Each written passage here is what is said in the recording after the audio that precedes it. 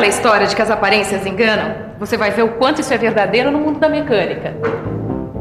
Na teleaula de hoje, você vai aprender que o estudo dessas irregularidades, ou melhor, da rugosidade, é fundamental para se conseguir qualidade na mecânica.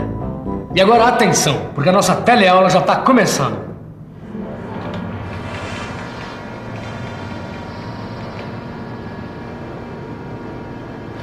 Agora eu preciso saber se esse trabalho tem qualidade para ir para o cliente. Mas Silva, tá do jeito, eu garanto. Tito, as aparências enganam. Como assim? Aparentemente a superfície desse eixo do mancal está lisinha.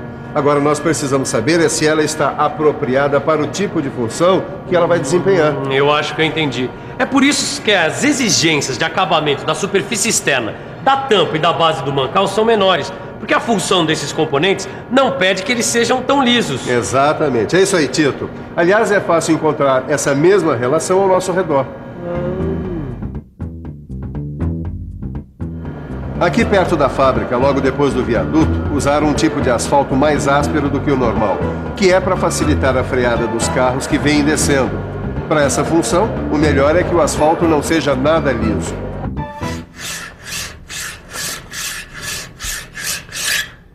Taliba, só que em outras funções é bom que a superfície esteja bastante lisa. É o caso dessas peças que eu estou aprontando para você levar lá para sua fábrica. Sei. E é complicado deixar bem lisa, Ananias? Não é complicado. Agora, a produção de superfícies lisas é sempre mais cara. Você está com pressa? Não, imagina. Eu até cheguei mais cedo para dar uma espiada aí no teu trabalho e aprender um pouco.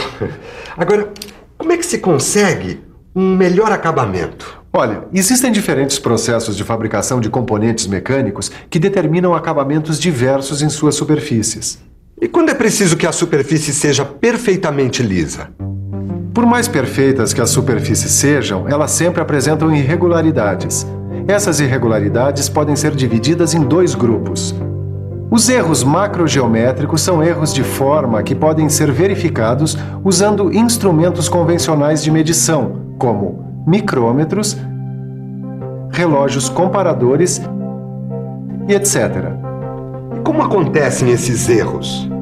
Durante a usinagem, as principais causas dos erros macrogeométricos são os defeitos em guias de máquina-ferramenta, os desvios da máquina ou da peça, a fixação errada da peça e a distorção devida ao tratamento térmico. Sofia, e qual é o segundo grupo das irregularidades verificadas nas superfícies das peças? São os erros microgeométricos, conhecidos como rugosidade. Rugosidade? É o conjunto de irregularidades, quer dizer, são pequenas saliências e reentrâncias que caracterizam uma superfície. Essas irregularidades podem ser avaliadas com aparelhos eletrônicos como esse rugosímetro aqui. E qual é a importância da rugosidade para a mecânica? A rugosidade tem um papel fundamental no comportamento dos componentes mecânicos. Ela influi na qualidade do deslizamento, na resistência ao desgaste, na possibilidade de ajuste do acoplamento forçado, na resistência oferecida pela superfície ao escoamento de fluidos e lubrificantes, na qualidade de aderência que a estrutura oferece às camadas protetoras, na resistência à corrosão e à fadiga, na vedação e também na aparência. Quase que não dá para imaginar a mecânica sem a rugosidade, né? Mas, Sofia, o que é que define as características de rugosidade de uma peça, hein? Bom, as imperfeições nos mecanismos das máquinas-ferramenta, vibrações no sistema peça-ferramenta, desgaste das ferramentas e até o próprio método de conformação da peça. Tá bom, mas o que é preciso saber para avaliar a rugosidade de uma peça? Primeiro, é preciso conhecer os termos e conceitos básicos que definem uma linguagem apropriada.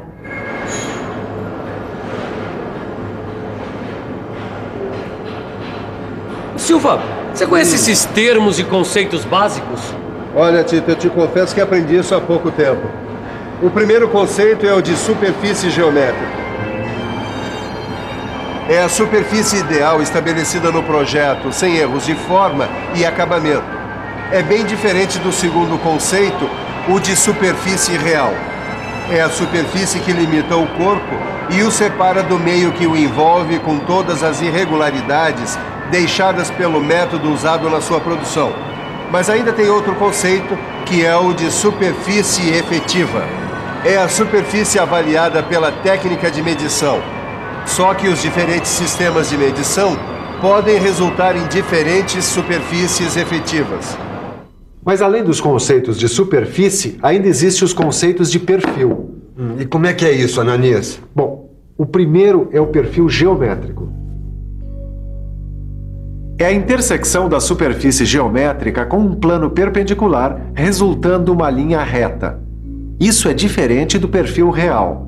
Ele é a interseção da superfície real com um plano perpendicular imaginário que corta a superfície deixada pelo método de usinagem e produz uma linha irregular.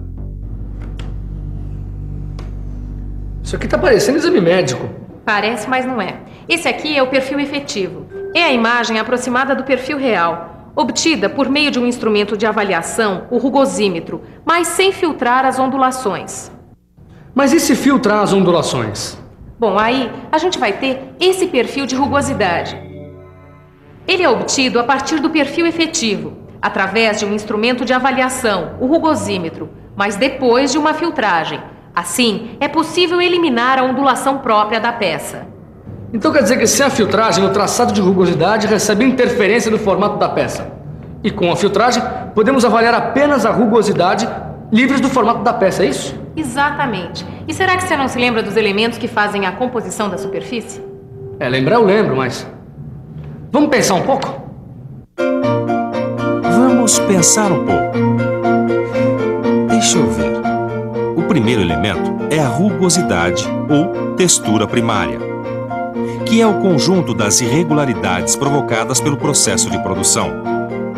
E tem também a ondulação ou textura secundária, que é o conjunto das irregularidades causadas por vibrações do sistema de produção ou tratamento térmico.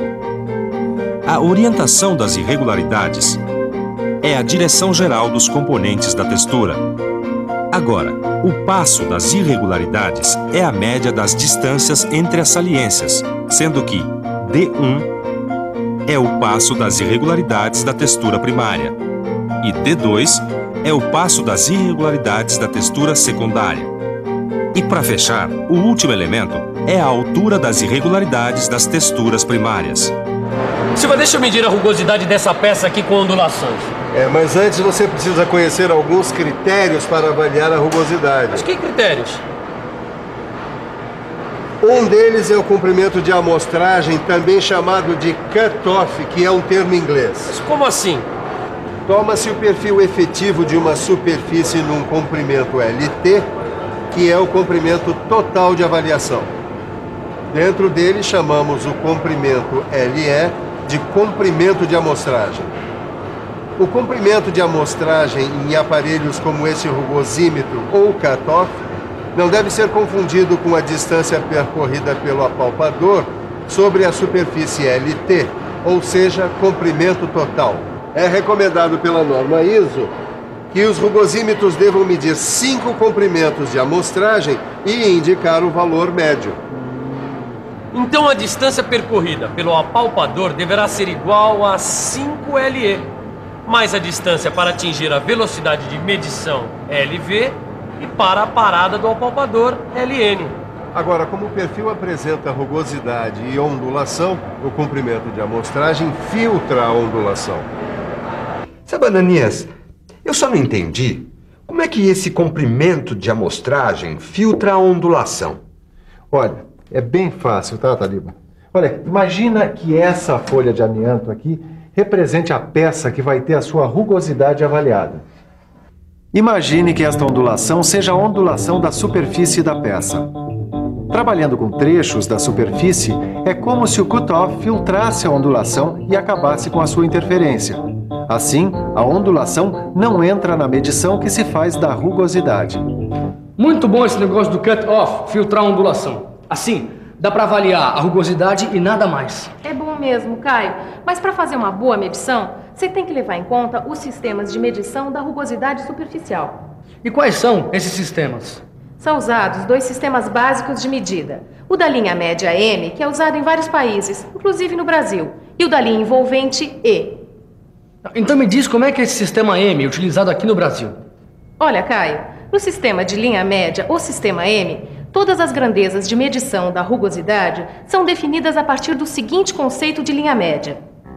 Linha média é a linha paralela à direção geral do perfil, do comprimento da amostragem, de tal modo que a soma das áreas superiores, compreendidas entre ela e o perfil efetivo, seja igual à soma das áreas inferiores do comprimento da amostragem L.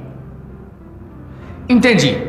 Quer dizer que a soma de A1 e A2, que são as áreas que ficam acima da linha média, é igual a A3, que é a área que fica abaixo da linha média. É isso mesmo, Caio. Pelo jeito você entendeu tudo direitinho. E se você também quer entender tudo e não deixar nada para trás, então fique de olho na revisão. E atenção, se liga aí que é hora da revisão. Na teleaula de hoje, você aprendeu o que significa rugosidade. Acompanhou os conceitos necessários para a avaliação do estado da superfície. E ficou sabendo quais são os critérios para avaliar a rugosidade.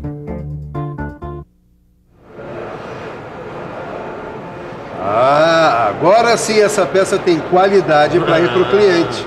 E você também quer conseguir qualidade em mecânica? Então resolva todos os exercícios de rugosidade que estão no seu livro de estudos. Até a próxima. Até lá!